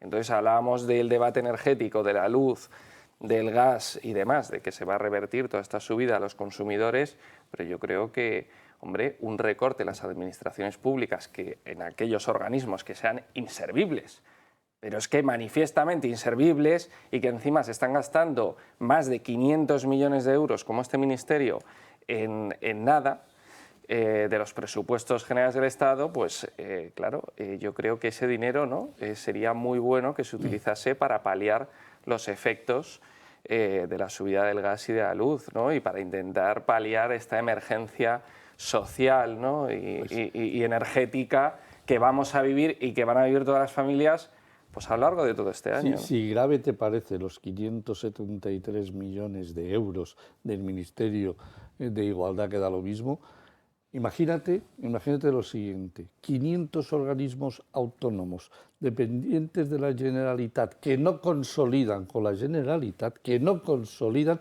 y que reciben por transferencias corrientes y de capital 4.500 millones de euros de la Generalitat. Y luego están los 100 que sí consolidan, que reciben 10.000 millones de transferencias corrientes. O sea, solo la Generalitat de Cataluña tiene en estos momentos una organización paralela, una que consolida con unos 80 organismos y una que no consolida con 400, casi 500. Eso es un desmadre. Y si esto te vas a la Junta de Andalucía, tienes un grave problema porque no se ha atacado el problema que dejó el Partido Socialista. Y si te vas al resto de las comunidades, las hay más y las hay menos, es decir, que han trabajado y lo han hecho mejor. La Comunidad de Madrid solo tiene 20 que consolidan. No me sé la cifra de los que no consolidan, pero solo tiene 20 comparado con Cataluña, que tiene 4 veces más. El problema Esto es una barbaridad. Es decir, hay un gasto público que se ha imbricado dentro de las administraciones públicas que hay que cortar, pero hay que cortar a rajatabla. Tenemos una organización administrativa. Las diputaciones vienen de 1812. Los ayuntamientos, la última organización de los ayuntamientos la hizo en 1924 Calvo Sotelo. Nacen las autonomías en 1978 con la Constitución y no nos cargamos, es decir, no aprovechamos la coyuntura para reorganizar la administración. Hoy tenemos, no duplicadas, pero tenemos 30.000 millones de coste en las diputaciones, en los cabildos y en los no sé qué. Tenemos ayuntamientos en Teruel, solo te doy un dato, en Teruel hay cerca de 200 ayuntamientos, de los cuales el 78% tienen menos de 100 habitantes. 8.100 ayuntamientos. No podemos soportar este tipo de estructuras. Alguien tiene que atacar, sí, y sería muy bonito, sí, que ahora que vienen, como decía don Rodrigo, ahora que vienen las próximas elecciones, que alguien diga qué vamos a hacer con la administración pública, porque no podemos sostener 610.000 millones de gasto consolidado en el 2021. No tengo los datos definitivos, pero muy cerca de los 660.000 millones este año 2022, y vamos a superar los 700.000 millones de gasto consolidado entre Administración General del Estado, organismos autónomos, seguridad social, comunidades autónomas, diputaciones y ayuntamientos. Consolidado, es decir, quitando las transferencias entre unos y otros. Esto es una barbaridad. Y además venimos de un gasto público, cuando lo dejaron estos señores en el 2004, consolidado, de 200 y pico mil, no llegaba a los 300.000 millones. ¿Cómo hemos pasado de 300.000 millones a 610 o 660 que vamos a llegar a? Yo tengo... Pero sin prisa, pero sin pausa. Bomba y bomba. Y vamos a seguir, y que vamos a llegar a los 700.000 millones este año, en el 2023. Y ese es uno de nuestros cánceres. Yo tengo un dato que se lleva el dinero que debería de llegar, es decir, a la economía privada, para el desarrollo empresarial, que es lo único que produce riqueza en este país. La riqueza no proviene de las administraciones públicas. Necesitamos la sanidad, sin duda, necesitamos la educación, sin duda, las fuerzas públicas, los ejércitos, sin duda, la justicia, por supuesto que sí, pero a partir de ahí, oiga, O sea, no me diga usted que se ha montado 500 chiringuitos en Cataluña para satisfacer a todos sus amiguetes, para colocarlos de presidentes, montar 500 consejos de administración y tenemos colocados ahí a no sé cuántos íntimos amigos. No. Porque además es que esto que estamos viendo en la Administración General del Estado, que está haciendo Pedro Sánchez, de colocar a todos sus amigos en todos los lugares que quiere, está pasando en todos los entornos y hay que cortarlo. Si me permites, yo tengo un dato que arroja el Ministerio de Igualdad, que son 320 millones de esos 573, destinados únicamente a charlas contra el machismo. Es decir, 320 millones, entiendo que en términos... Un millón al día. Entiendo que en términos macroeconómicos no es mucho dinero, pero son 320 millones que me parece una obscenidad. Cuando la gente lo está pasando muy mal, mucha gente en este país que no van a poder pagar el gas ni la luz, que van a tener que recibir ayudas, que la gente está en paro, que si los fijos discontinuos que no tienen trabajo, que están recibiendo el paro, y que esta gente se esté gastando 320 millones del erario público en charlas contra el machismo, que nadie sabe realmente lo que están haciendo ahí, porque te dicen que son charlas contra el machismo, pero ¿qué están haciendo ahí? ¿Quién investiga eso? ¿Qué auditoría tiene eso? Ninguna. Entonces, y encima son datos que arroja el propio ministerio, ¿no? Y es que es algo obsceno. Tengo una noticia que salió ayer en OK Diario, buena y mala. Dice el titular. Hombre, muy bien que leas OK Diario. Dice el titular, por eso lo he sacado. El gobierno en la sombra de Feijóo prepara 4 grandes reformas estructurales con asesores externos. Y entonces, una de las reformas es el gasto absurdo, no lo llama absurdo, gasto superfluo de la administración. Pero lo cifra, y aquí viene la noticia mala, en 15.000 millones. Se ahorra un cero.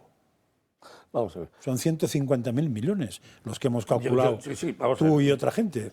Pues si solo va a ahorrar 15.000 millones con unos asesores externos... El Instituto de la COE, es decir, que hace unos estudios francamente buenos, ha dicho por eficacia y eficiencia se puede reducir el gasto público entre 60 y 70.000 millones. En el libro que se va a publicar en el mes de febrero, el precio de las autonomías, yo muestro cómo se pueden ahorrar 88.000 millones de euros solo en el conjunto de las comunidades autónomas. ¿Vale? Sí, porque claro, es que tenemos unas transferencias corrientes a organismos por ahí. ¿Les podrá regalar el libro? Que solo llegan a 30.000 millones de euros. Transferencias corrientes a organismos que no consolidan. Pero Dios mío, 30.000 millones a organismos que no consolidan y que por lo tanto al no consolidar no están sometidos al control del IGAE y de los interventores generales de cada una de las comunidades autónomas y que son de libre disposición para hacer lo que les dé la gana. Solo esa, 30.000 millones. Luego tenemos el que no pueda haber un gasto de una comunidad como la de Madrid que cuesta 3.800 euros por habitante y otra que cuesta 6.500 como Cataluña. No tiene sentido cuando Madrid tiene un presupuesto de 26.000 millones y Cataluña de 52.000 millones ampliado, porque presentó y se le aprobó 50.000 millones y lo ha ampliado a 54.000 millones de euros este año. No puede ser que Cataluña cueste el doble que la Comunidad Autónoma de Madrid. Puede costar 10, 15, 20% más porque tiene 750.000 habitantes y tiene 4 provincias. Pero, hombre, que Cataluña cueste 54.000 millones y Andalucía 42.000 millones... Es más claro por habitante. Es una barbaridad. Esto es una más claro por habitante que por autonomía. Sí. Mucho más claro. Entonces, claro, pero si eso toca, y si hicieses además una reorganización administrativa en donde las comunidades asumiesen las funciones de las diputaciones, recordemos que las uniprovinciales no existen diputaciones, las uniprovinciales han asumido las funciones de las diputaciones y no se ha querido hacer esa reorganización. Ahí no puedes ahorrar los 30.000 millones, pero sí puedes ahorrar posiblemente 12, 15.000 millones fácilmente. Sí, y luego una reorganización administrativa de los ayuntamientos, que cuesta la friolera de 88.000 millones de euros. 88.000 millones de euros. Si tú sumas y ahora consolida. Entonces, pues tenemos un problema. Pues eso, 150.000 frente a los 15.000 de los expertos externos. No, o sea, la noticia es muy buena porque Feijóo le preocupa eso, es muy mala porque se han olvidado un cero y tenemos un problema. Ojalá reduzcan 15.000 millones millones porque por lo menos hay un intento de reducir Y más cosas, vale eso que Sánchez, ¿no? No, vamos, es decir, yo prefiero que me quiten 15.000 millones Que gasten no que 30 me más. gasten 60.000 millones más, porque la diferencia son 75. Sí, sí, estoy No de sé si ha acuerdo. llegado el momento, José Ramón, que nos muestres los datos que has traído sobre esos pensionistas y el coste que supone para el Estado. Sí, vamos a ver, es decir, esto está calentito, es decir, se publicó hace unos días el informe definitivo del mes de diciembre en cuanto a las pensiones contributivas. Entonces, como sabéis, las pensiones contributivas se dividen entre pensiones por invalidez permanente, pensiones por jubilación, pensiones de viudedad, orfandad y favor familiar. Bueno, hemos llegado ya a 9.994.000 pensionistas divididas entre cada una de esas categorías. Y el coste de este año, el total de la suma, ha sido de 130.000 millones de euros. Ahí podemos ver en la pantalla, es decir, lo que nos ha costado el número de pensionistas que hay por incapacidad permanente laboral, que son casi ya va camino del millón, 949.000, con una pensión media de 1.034 euros y con un coste total de 11.800 millones. La partida más grande es la de jubilación, que tiene 6.300.000 jubilados, pensionistas, con un coste medio de 1.260 euros por pensionista. Viudedad está en 782 euros por pensionista, hay 2.356.000 y nos cuestan casi 22.000 millones. Orfandad, la pensión media son de 439, hay 341.000 y favor familiar son muy poquitos, y ahí veis en total los 130.000 millones y los 9.900.000, faltan 9.994.836 pensionistas con una pensión media de 1.095 euros. Como sabéis, ha sido ya publicado oficialmente la revalorización. Esto quiere decir un 7%, ¿no? un 8,5. Un 8,5. Entonces, si multiplicáis 130 millones por un 8,5, veréis que es la subida, el monto va a subir por los pensionistas actuales, va a subir, es decir, 13.000 millones de euros. Dos, las pensiones, aparte de la revalorización, son los pensionistas nuevos que van entrando. Para que os hagáis una idea, esos 130.000 millones comparados con el año pasado suponen un incremento del 6%, cuando las pensiones se revalorizaron en un 2,5%, porque la inflación, aunque había llegado al 6 y pico, es decir, la media a noviembre fue un 2,5%. Esto quiere decir que no solamente están los 13.000 millones de euros que nos van a costar las pensiones más, sino que hay que añadir los pensionistas que se van a ir añadiendo a lo largo del año, con lo cual aproximadamente puede costarlos llegar a final de año unos 150.000 millones de euros las pensiones contributivas. Las no contributivas son 2.850 millones de euros. Pero el gran problema no está en el monto total que tenemos de pensiones contributivas y no contributivas. El problema es el organismo de la Seguridad Social hoy está generando una necesidad de 42.000 millones de euros de transferencias corrientes desde el Ministerio de Sanidad al organismo para que el déficit sea cero. De media están en casi 3.500 millones el déficit que cada mes genera la Seguridad Social. Esto quiere decir que este año va a terminar a 31 de octubre, las transferencias que se han enviado han sido 36.000 millones, queda noviembre y diciembre. Es decir, el presupuesto era 42.000, van a ser 42, 43.000 millones. El gran problema es el año que viene. El año que viene, con esta subida, y estamos en recaudación, es decir, nunca vista en cuanto a cotizaciones sociales, y aunque va a subir el 0,6% desde el día 1 de enero, 0,5 para la empresa, 0,1 para el trabajador, es decir, ese incremento del 0,6 no es suficiente para compensar esos 20.000 millones en que más o menos va a crecer esto. Lo cual quiere decir que este año nos ha costado 42.000 millones, nos vamos a más de 60.000 millones que se necesitan para pagar las pensiones. Este país necesita un pacto de la Moncloa ya. Es decir, hay que sentarse y se tienen que sentar los dos partidos grandes de este país y tomar o los tres partidos grandes de este país y tomar una decisión de cómo afrontamos el modelo de pensiones. Porque no puede caer solo en la administración pública, tal como están hoy las cosas, solo el tema de pensiones.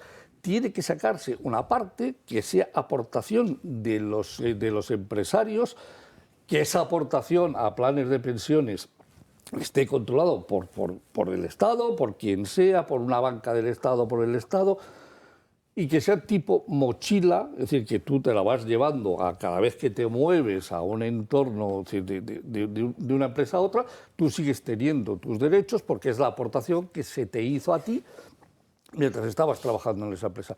Pero esto es una situación que, mientras haya un partido comunista como Podemos en el medio, es decir, se va a negar de que sea parte privada la que asuma esta responsabilidad. Yo creo que, desgraciadamente, nuestros partidos políticos le van a delegar el problema a la Unión Europea y van a esperar a que la Unión Europea aterrice y afeite lo que tenga que afeitar, lo cual puede ser dramático políticamente y económicamente, ¿no? Pero yo veo en el actual... Había un modelo, yo no lo conocía en detalle, pero había un modelo del gobierno anterior. Este gobierno lo cambió, pero le falta el factor de sostenibilidad, que todavía yo creo que no se ha introducido, con lo cual no sabemos cómo va a ser el sistema, ni es fácil que sepa en este año electoral se pueda poner sobre la marcha. Y bueno, pues esto, los números cantan, ¿no? Entonces sí, yo soy pensionista, por lo tanto a mí me interesa cómo está el tema, pero esto políticamente todo apunta a que los partidos políticos españoles han decidido que esto es demasiado fuerte como para comérselo, ¿no? Y que desgraciadamente... Eso es terrible, ¿eh? Ya, pero es así porque, claro, vamos, es terrible. La Unión Europea, mi experiencia personal es que se divide en dos tipos de países. No grandes o pequeños, no ricos o pobres, sino los que son capaces de tomar decisiones solos y los que no. Y nosotros estamos empezando a ser de la segunda categoría, que tienen que decirnos qué es lo que tenemos que hacer. Entonces, este es un ejemplo y hay otros, ¿no? Has estado hablando antes del gasto público, bueno, pues la eficacia del gasto público, el volumen del gasto público, si hablamos de regulación, somos un país de 8.000 normas al año. Es que no hace falta ser muy estricto para pensar que esto va a tener lamentablemente un momento de la verdad, ¿no? ¿Cuándo llegará?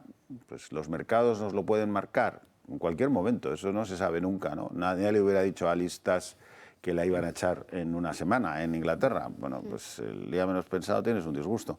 Pero yo veo políticamente, no veo ambiente ni ahora ni después de las próximas elecciones, no lo sé porque el futuro no se sabe nunca, pero me sorprendería mucho de que hubiera un ambiente para plantearse esta cuestión. Y por otra parte, claro, la subida de las cotizaciones es un coste del empleo. No nos vamos a equivocar. Es decir, las cotizaciones son necesarias, como los impuestos. Yo no sé si era Mark Twain, el escritor americano, que decía solo hay dos cosas seguras en la vida, la muerte y los impuestos. Bueno, pues seguramente la muerte, los impuestos y las cotizaciones, ¿no? Pero tienen un límite, ¿no? Entonces, sí, seguimos subiendo cotizaciones, pues estamos lastrando el empleo. El impuesto sobre la renta no se quiere subir. Políticamente lo veo muy difícil que se... Es que veo todas las decisiones económicas serias, políticamente muy difíciles de tomar. Sinceramente, en ese sentido no soy nada optimista de la capacidad de decisión. No te metas luego conmigo, ¿eh? No lo soy porque no veo el debate político orientado en esa dirección, ¿no? Entonces... No veo el debate político. Por ejemplo, una cosa que no puedo dejar de decir, ¿no? Estamos ahora discutiendo todo sobre el Tribunal Constitucional a todo pasto, ¿no? Y nadie le pregunta a ninguno de los candidatos a presidente qué va a hacer con los 5.000 casos que tienen sin resolver. Primero que tendrían que preguntarle, ¿no? ¿Usted cómo va a hacer para que el Tribunal Constitucional Español esté al día? ¿Por qué no puede estar al día el Tribunal Constitucional Español? ¿Está al día el Tribunal Constitucional Americano? Y son 340 y tienen los mismos jueces, 9. O el europeo. ¿Por qué tenemos que tener 5.000 casos? 5.000 casos parados. Pues no se lo preguntamos, ni siquiera se lo preguntamos. No se lo preguntamos. Estamos preguntándoles qué opinan de la Constitución, de los referendos. Esto es muy importante, tal, pero ¿me puede usted decir cuándo va usted a limpiar la mesa? Me parecería lo primero, ¿no? Es decir, usted va a limpiar la mesa, ¿no la va usted a limpiar? Pues qué más me da lo que decida usted si no sé cuándo lo va a decidir. Lo mismo se tiene usted 10 años para decidirlo. O 12. ¿Qué ha pasado? Que ya ha pasado, el estatuto, estuvieron 5 años o no sé cuánto. Y el aborto. Y el 12. aborto lleva 12. El aborto llevan 12. Bueno, pues es que, no sé si es que enfocamos mal el debate, no lo sé, no. Yo creo que hay preguntas que se plantean sobre el funcionamiento de la administración. ¿Cuándo vamos a ir al silencio positivo? ¿Por qué en España no tenemos un silencio positivo? ¿Por qué el silencio tiene que ser a costa del tiempo del usuario, del contribuyente, del ciudadano y no a responsabilidad de la administración? ¿Cuál es el motivo para que la administración no tenga plazos? En muchos casos no los tiene, en otros los tiene, y cuando los tiene funcionan. Pues no entiendo por qué en un Estado moderno, yo comprendo el siglo XVIII, el siglo XIX, una administración que cobra automáticamente, perfectamente, tenemos una de las administraciones públicas más eficientes en cobrar, y sin embargo, en lo demás, ¿no? Pues deberíamos quizás, no sé, poner un poco de orden en esas cuestiones, ¿no? Incentivos correctos, ¿no? Es decir, si hay un plazo, pues se cumple. Yo lo tengo que cumplir, a mí me comunica... otro ejemplo, perdonadme los ejemplos así que de andar por casa. El gobierno, yo creo que fue antes del verano, nos dijo que iba a obligar, no sé si se ha obligado o no, que iba a obligar a las compañías suministradoras de servicios públicos a tener un servicio telefónico que contestara en 3 minutos. Sí. ¿Por qué no lo tiene la Seguridad Social? No incluyó. Solo incluyó la parte privada. General de la Seguridad Social tiene un teléfono que no funciona, que te manda un sistema informático que tienes que tener un DNI digital y que muchas personas no saben utilizarlo. Pues no entiendo por qué la Seguridad Social no puede tener un servicio telefónico como tiene el Ayuntamiento de Madrid o como tiene la Diputación de Almería, por poner 2 ejemplos que conozco. O sea, que es que hay administraciones que sí lo tienen. ¿Cómo es posible que la Tesorería General de la Seguridad Social no lo tenga? Tiene uno que se corta. Lo estoy hablando porque me está pasando. Está mal hablar de ejemplos que uno sabe, pero bueno, también sirven, ¿no? Chicos, es una cosa sorprendente, ¿no? Entonces, todos esos millones que vamos perdiendo, pues, como decía un amigo mío, sabemos la famosa frase de esto es el chocolate del loro. Bueno, pues es epidemia de loros comiendo chocolate. Es decir, es que hay una epidemia de loros comiendo chocolate. Lo primero que tiene que haber son los incentivos correctos. Cuando tú tienes los incentivos correctos, normalmente te comportas mejor que cuando no los tienes. Pues el Estado español le faltan incentivos para funcionar. Pero en estos momentos, en los presupuestos generales del Estado del 2023, hay casi 1.500 millones de euros para incentivos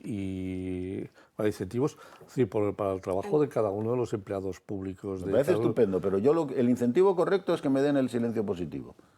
Porque, además viene regulado en nuestro derecho. O sea, sí, pero no se aplica. El silencio positivo a la administración pública se le aplica en muy pocos casos.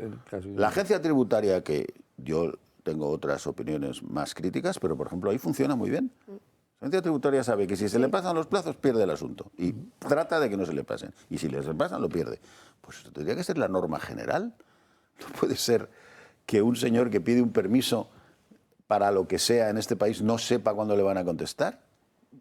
Que el tribunal, empezando por el Tribunal Constitucional. La excusa este año ha sido que la tardía renovación que sufría el alto tribunal, pero... ¿Por qué? Había 9 miembros, igual que más me da que sean nuevos, que sean viejos. Los 9 que había, pues los 9, y ahora vendrán otros 9, y ninguno... Es que los medios tampoco le preguntan, óigame, empezando por el principio. Además de contarme lo que opina usted del derecho a decidir, cuénteme lo primero de todo cómo vamos a hacer para que los 5.000 casos bajen. Porque si no, Para el derecho a decidir, a saber si cuando lo decide usted. Lo mismo pasan 20 años a que tenga usted la decisión. Los nuevos pondrían cara de sorpresa de que hay 5.000 casos. No, no lo sé yo, si lo sé yo, lo saben ellos, ¿no? Yo creo que dirían 5.000. A lo mejor. Es público, Y a la partir- cifra no me la he Ya, inventado. Sí, y a sí. partir de ahí, pues mirarían a otro lado y ya está, porque eso no hay que... No Pues que resuelva. estuviera ligado a la remuneración. Hombre, ya. Ya verías cómo... No a más, sino no tener Ya verías tú Sí, sí. cómo se enteraba todo el mundo de lo que Ya, pasaba. ya.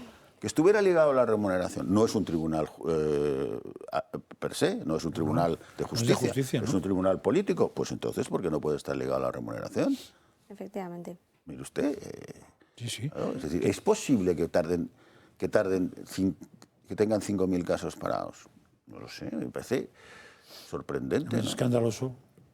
Fundamentalmente es escandaloso. Ya, pero que porque no hay si son escándalo. 5.000 casos que afectan a cosas constitucionales, es una salvajada esto. Bueno, es un servicio público que no funciona, ¿pero qué lo vamos a llamar de otra manera? Sí, sí. O sea, lo que cueste, que no sé lo que vale, no se lo No ganan. sabrá hacerlo. No, no se lo sabe porque es un organismo muy... Claro, Pero pongo el ejemplo porque ahora 20 estamos todo el millones. día Sí, con sí. esto, ¿no? Sí, Es sí, decir, estamos todo el día hablando del asunto. A mí me sorprende que nadie les pregunte, oiga, y del...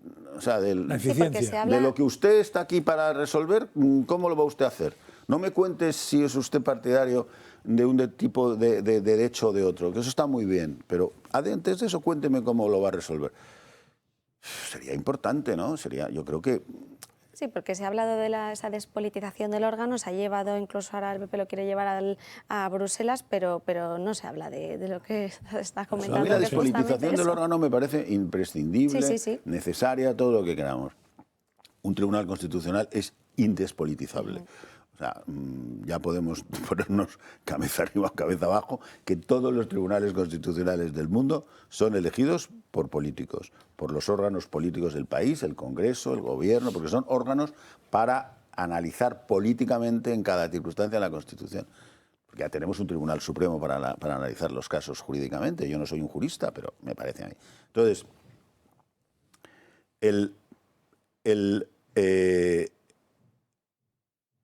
la despolitización me parece estupenda, que haya personas que no hayan podido tener responsabilidades políticas directas, entre otras cosas porque se van a tener que inhibir, todo eso me parece bien. Pero lo primero que me gustaría saber es por qué, si el decreto ley de confinamiento fue inconstitucional, tuvimos que tardar 2 años en saberlo. No es tan difícil saber que un decreto ley es... 30,5 millones de euros cuesta el Constitucional. Mira, De los presupuestos generales del ¿Y Estado. pone cuántos trabajadores tiene? Porque eso tengo que Eso para mirarlo. otro Digo, momento. es un ejemplo que pongo Sí. porque llevo 3 días o 5 días oyendo todo el tiempo hablar del Tribunal Constitucional, del que no hablábamos hacía no sé cuánto. Ahora está de moda, porque bueno, pues es lógico, es la inmediatez de las decisiones, me parece todo muy bien. Pero una pregunta que me pregunto, dígame, ¿y ustedes, para lo que están ustedes aquí, cuándo lo van ustedes a hacer bien? Porque es que si no, ¿qué ejemplo están dando al resto del país? No, yo lo digo porque hay otros organismos que los que mandan, o sea, los 9 que figuran, no son los que resuelven, son los que firman lo que han trabajado otros. Que les llega, lo revisan, no, pero que los que trabajan son otros, que son los que sacaron la oposición 15,7 jurídica del millones de tema. euros de funcionarios, 1 millón de laborales y los altos cargos, que se supone que son ellos, 2,2 millones. Esto es el gasto de personal. O sea, y hay 7,5 millones de gente que habrá sacado 16 millones. que habrá sacado una oposición que no sé cómo se llamará, pero que será como el Congreso, que están los letrados del Congreso, pues habrá letrados del Constitucional, que son los que se cogen los casos, no los otros, los trabajan todos y se lo pasan al ponente, que es el que al final lee. Supongo que funciona así, como el Consejo de Estado, que sí funciona así. O sea, que al final lo importante no son los 20 o 30 que figuran, sino El los tema que trabajan. quizá que yo quiero plantear es que el tiempo es oro. Sí. Y en nuestro país la administración no No responde despilfarra. del tiempo. Y el ciudadano de a pie sí. Porque si tú te pasas un día en cumplir una obligación administrativa, tienes una sanción del 20%. Bueno, esas son las reglas del juego, me parece muy bien. Está muy bien. O sea, se te olvida pagar una multa, se te olvida pagar un impuesto, no tienes dinero, no te da la gana, lo que sea. Muy bien. Porque la administración no tiene tiempo, porque el reloj no funciona para la administración. Y además, en términos económicos, si queremos que el crecimiento se produzca, necesitamos una administración dinámica, Claro. no decimonónica.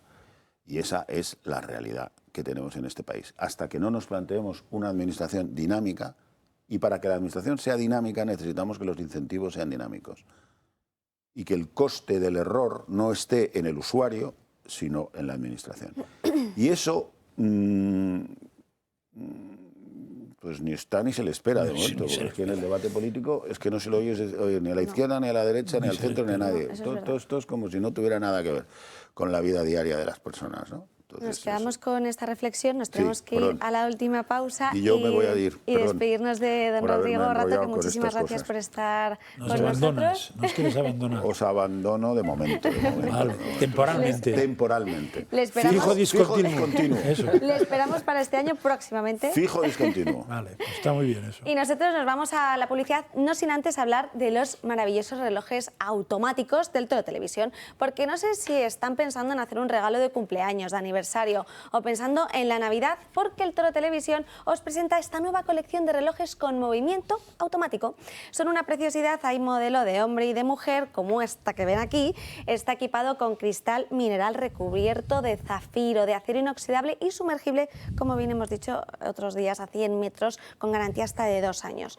Se cargan de manera natural con el movimiento de tu muñeca y la parte trasera del reloj es transparente, pudiéndose ver la maquinaria y el funcionamiento. Si quieres más información, tienes que llamar al número de teléfono que aparece en pantalla, al Club de Amigos, y recordar que son unidades limitadas. Así que nos lo penséis, llamar al 91 616 24 64, 91 616 24 64 y haceros con nuestros relojes. En 2 minutos volvemos.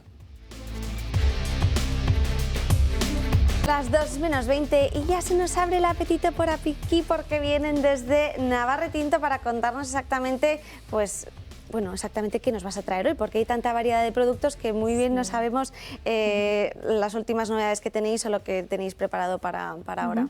Bueno, buenas tardes y muchas gracias. Pues hoy traigo esta caja, que esta caja es la primera que nosotros ideamos. Y bueno, pues tiene 12 sobres de 85 gramos de cualquiera de nuestros productos, total 1 kilo de producto. Y bueno, la verdad es que ha tenido siempre mucho éxito y la versión que más éxito tiene es la que nosotros llamamos mix, que es 2 sobres de cada tipo de producto, que tenemos 6 productos en total: jamón, paleta, presa, lomo, chorizo y salchichón. Además he traído pues un poquito de salchichón, sí, que aunque no es, el producto estrella, que siempre es el jamón, es para que probéis pues que lo exquisito que está también. Vamos, lo probamos seguro.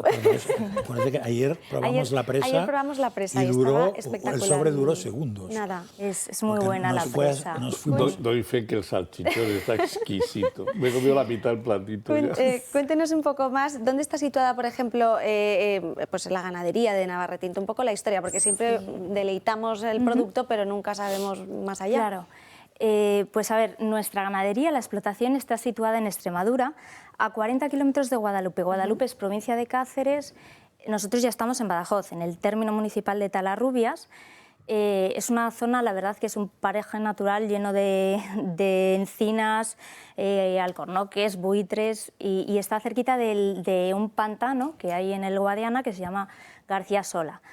La verdad es que tenemos unas condiciones sanitarias buenísimas, porque no hay una sola explotación en 40 kilómetros a la redonda. Después, nosotros, después de la montanera, sacrificamos los animales en Guijuelo y secamos en Guijuelo, porque allí encontramos, siempre intentando hacer lo mejor, encontramos las mejores instalaciones para ello, y luego ya nos lo traemos a Madrid, donde distribuimos. ¿Y qué es esto de la montanera que acabas de contar exactamente, para que los espectadores, por ejemplo, ¿qué consiste? La montanera es la época del año en el que los animales, que luego se conocen como de bellota, pues comen exclusivamente bellota y pastos naturales que se encuentran por el campo. Todo esto está además regulado por la norma de calidad del ibérico, que es el Real Decreto 4/2014, y existe un organismo que es ASICI, que es el que controla el cumplimiento de toda esta norma.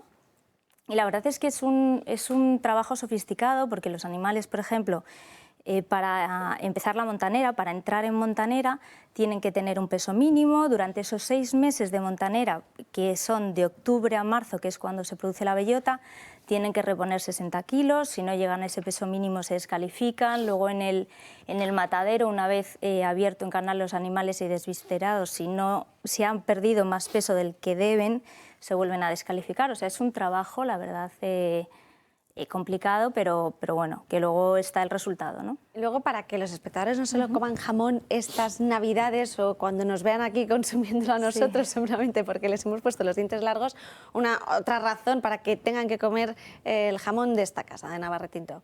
Pues bueno, aparte de que nosotros hacemos de bellota 100% ibérico, que es la máxima calidad y tenemos un producto realmente bueno, pues por ejemplo, un motivo después de estas fiestas que hemos comido demasiado, hay investigaciones que demuestran que los productos derivados del cerdo ibérico estimulan una hormona intestinal que es a ver si me sale el nombre, colecistonina, que induce a la sensación de saciedad, con lo cual pues unas lonchitas comidas, tomadas antes de las comidas o de las cenas impide que luego comamos más, ¿no? Y luego también, por ejemplo, si nos tomamos en el desayuno o en la merienda unas lonchitas, permite también que nuestro nivel de azúcar en sangre se mantenga constante y que nos den esos bajones que nos hace picar en todas. Así que para cuidarse es estupendo. No, ya veo. Y la pregunta fundamental, ¿cómo se pueden adquirir estos productos? Sí, pues nuestros productos se pueden adquirir o a través de nuestra página web, www.navarretintoibéricos.com, o en el teléfono 91 625 0128, que es el 0228, perdón. ¿El que aparece en pantalla? Sí, el que aparece en pantalla. O bueno, yendo a nuestras instalaciones, que estamos en Alcobendas, en la Avenida de la Industria número 8.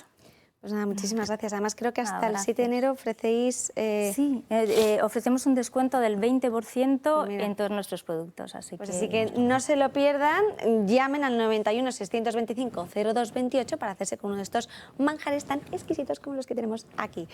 Pues muchísimas gracias, Lourdes, por estar con nosotros. Y tenemos que volver a otro tema de actualidad que trata sobre los presos de ETA, porque se han comprometido a que antes de que acabe el año acaben todos en las cárceles del País Vasco, y ya la Audiencia Nacional está estudiando la semilibertad de otros 15 presos de ETA. Nos lo va a contar Beatriz Dávila. Muy buenos días, Beatriz. Ahora. Gracias. Buenos días, Ana. Resulta que la Audiencia Nacional va a estudiar ahora la semilibertad de otros 15 presos de la banda terrorista ETA, muchos de ellos además con delitos de sangre. Y esto es así por una nueva doctrina del Tribunal Supremo que el pasado mes de diciembre fijó los recursos impulsados contra el Ministerio Público contra las excarcelaciones si tendrán efectos suspensivos, si se trata, insiste, en supuestos como el caso del terrorismo. Precisamente la concesión de beneficios penitenciarios son el nuevo objetivo que se marcan los colectivos afines a los presos. De hecho, desde que el Gobierno vasco asumiera las competencias penitenciarias en octubre de 2021, el Ejecutivo de Íñigo Urkullu ha concedido 32 terceros grados. Los familiares de los presos de ETA dan por sentado que ahora, en 2023, va a ser el año en el que llegue por fin lo que denominan como política de alejamiento. En la actualidad, el 92% de los etarras cumplen condena en cárceles ubicadas en País Vasco y Navarra. En concreto, 154 han sido acercados a la comunidad vasca, 12 a Navarra y solo 14 se encuentran en otras cárceles de comunidades autónomas. Y la previsión es que el ministro Marlaska culmine con esta política de acercamiento como tarde en el mes de marzo de este próximo año. Muchísimas gracias, Beatriz. Y no solo eso, sino que es que desde que el Ejecutivo vasco asumió las competencias penitenciarias en octubre del año 2021, ha concedido un total de 32 terceros grados. Pero eso parece que era evidente. O sí. Sea, aquí el pacto que no está escrito, o si está escrito, yo no lo he leído y no se ha publicado, es primer paso, todos al País Vasco, segundo paso, todos a casa. Y de hecho ya se empieza a salir otro día, no sé en qué periódico la noticia, de que la reivindicación de los familiares ya es a casa, ya no es al País Vasco, es a casa. Bueno, pues así va a acabar así. A ver, eso tenía que haber ocurrido, lo de casa, cuando acabaran las sentencias. cuando se cumplieran las sentencias. Eso tenía que ocurrir a la fuerza, sin ley Parot o sin reforma Parot, es decir, porque había sentencias de 1000 y pico años que han quedado reducidas a muy poca cosa. Bueno, pues nada, eso es así, es una potestad que tiene el gobierno de tensar la ley para que se resuelva de esta manera, y así se va a resolver. Vamos a ver, nuestro presidente tiene una capacidad espectacular para encamarse con lo peor de nuestro país. Le encanta irse a la cama con los etarras, le encanta irse a la cama con los independentistas. Y esa es la consecuencia. Aquí tenemos ya asesinos liberados y, como tú has dicho muy bien, José María, es que van todos a la calle. O sea, y lo veremos muy pronto y en muy poquito tiempo. O sea, cuanto más los acercan, antes los sacan y más acercan, dejar espacio para los siguientes. Esto es increíble. Y que además las víctimas de terrorismo lo tengan que estar viendo con sus ojos. Esto es... Bueno, cuando ganan los tuyos, y han ganado, de hecho, los suyos, porque ya se ve que para Sánchez son los suyos. Cuando ganan los tuyos, gobiernan según lo que quieres, y pasa eso. A ver, se encama con esos, ¿por qué? Porque es muy cómodo. O sea, es mucho más barato tener a HB, que lo vas a tener toda la vida, en todas las cosas, porque el otro partido no puede negociar con Bildu, se supone que es el PP, con lo cual son unos que te quedas para ti de toda la vida, que sabes que tienen un precio tan simple como ese tipo de precio y dinerito, que si una centralita para aquí, que si un no sé qué para allá, que si un no sé... Pues ya está.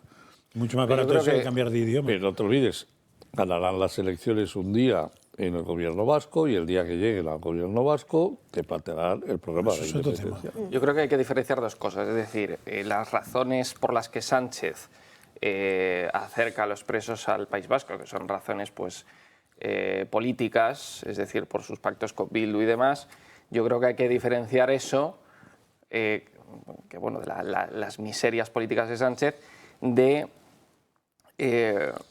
la utilidad, puede decirse así, actual, de que se acerquen a determinados presos al País Vasco. Yo dudo mucho de que si de la dispersión de los presos de ETA actualmente sea útil, es decir, o tenga la misma utilidad que tenía a lo mejor en los años 80 o 90, cuando existía ETA o cuando ETA estaba matando en sus peores años. Ahora mismo, bueno, a pesar de que siempre la dispersión de los presos a determinadas comunidades autónomas era una injusticia para muchos familiares. Eso es un hecho. Lo que pasa es que nunca se ha mencionado porque puede ser políticamente incorrecto, ¿no? Pero sí que es un hecho de que hay muchos familiares que no tienen culpa de nada, es decir, que no han alentado a esos etarras a matar o a ser terroristas y que se tienen que chupar a lo mejor pues 1000 y pico kilómetros hasta Cádiz. Entonces, eso es una injusticia. Que podía tener razones estratégicas en su momento la dispersión de los presos etarras cuando ETA estaba matando o cuando una organización terrorista fuerte en el norte de España, pues sí que podía tener razones estratégicas. Pero actualmente, en el año 2022, le podemos decir lo que sea Sánchez porque responde a razones políticas de sus pactos con Bildu. Pero que ahora mismo la utilidad de la dispersión no tenga ningún sentido, es que no tiene ningún sentido. No, me permites una cosa. Sí. Pudiendo tener razón, yo exigiría primero, y para poder acercarlos, el que renuncies, o sea, el que públicamente reconozcas que has cometido ese delito y que además te arrepientes. Claro. Mientras no exista el arrepentimiento, a mí personalmente me importa un pepino, es decir, es más, tienes que estar lejos y lo más lejos posible y hacerte la vida lo más difícil porque has sido un asesino, has matado por la espalda, le has pegado un tiro en la cabeza a Miguel Ángel Blanco y por lo tanto lo siento mucho y a otros muchos, y por lo menos arrepiéntete y el momento que te arrepientas tú estás cumpliendo un castigo y a mí me parece bien.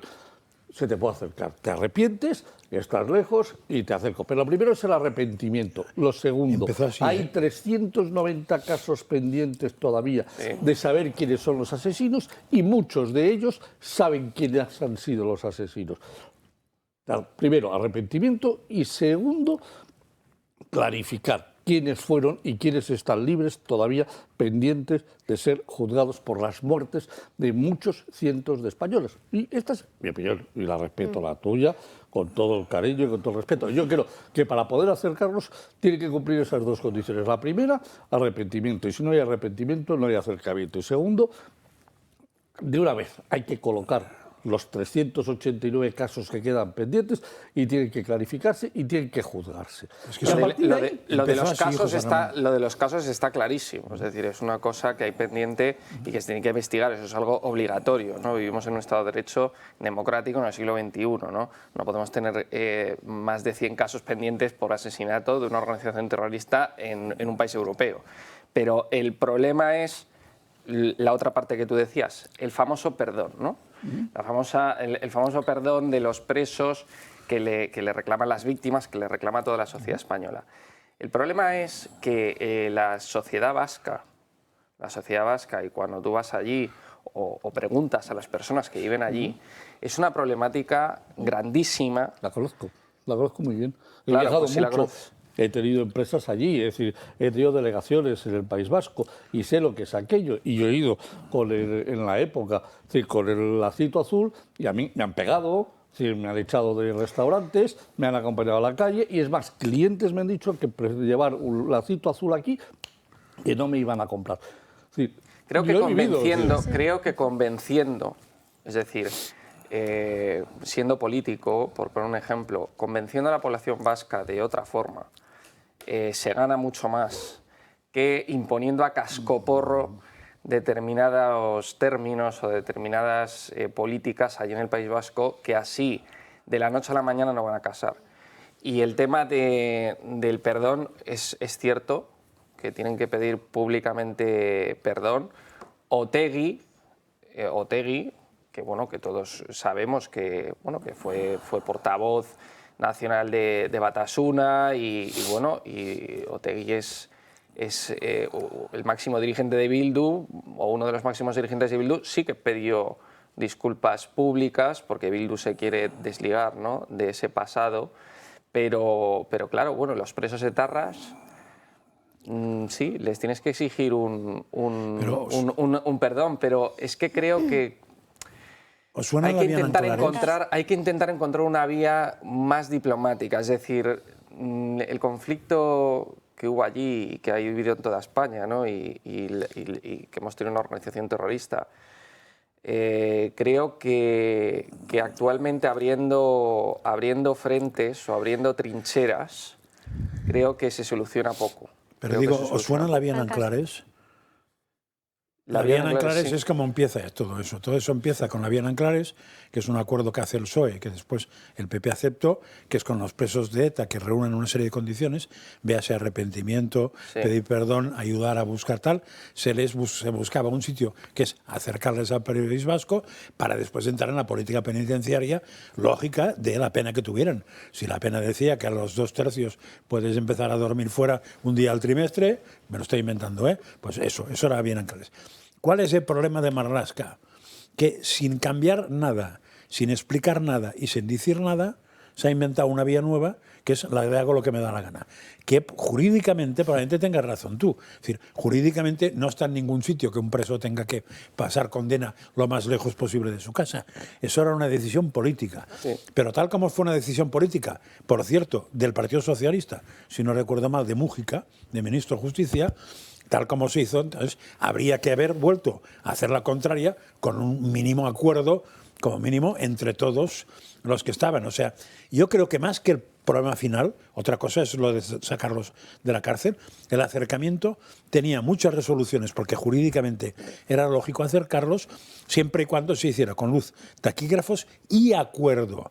Y probablemente el hecho de que las víctimas existan también te exige el poder modular eso, Y lo que se ha hecho es a escondidas de noche, sin acuerdo, y a la vía directa. Sí. Y entonces, claro, con nocturnidad y alevosía. Entonces, ¿dónde está el cabreo? Ahí, fundamentalmente. Entonces la pena, aparte de su pena de cárcel, de prisión que les impone el juzgado por los delitos, entonces tienen aún más pena que cualquier otro preso, Bueno, porque les alejan. Es cualquier decir, otro preso porque que no acabas de alejes. decir, no, porque como existen víctimas... Claro, cualquier otro preso que no alejes. Me da la sensación, yo no soy jurídico, no sé, pero no creo que el juzgado cuando dice usted va a la cárcel, ni diga que va a ir a la más próxima, ni diga que va a ir a la más lejana. No lo sé, igual sí que jurídicamente y eso, y hubo que hacer algo para que pudieran ir a la más lejana. No Jurídicamente había que respetar la dignidad de las víctimas y eso viene regulado en nuestra legislación nacional, y entonces lo que quieren hacer son esos mecanismos de justicia y esa pronta reparación del daño que se ha causado. Entonces, en estos casos, como son actos de terrorismo y tan horrorosos, porque al final se hacen pues con esa alevosía, con ese daño y con ese fin, pues al fin se determinó eso. Y ahora estamos viendo que por la puerta de atrás pues se están cambiando. Y hay una serie que se llama Patria que explica muy bien la relación entre la familia y el terrorista. También es verdad que puede haber excepciones, pero ahí se ve claro que el terrorista no es independiente de la familia.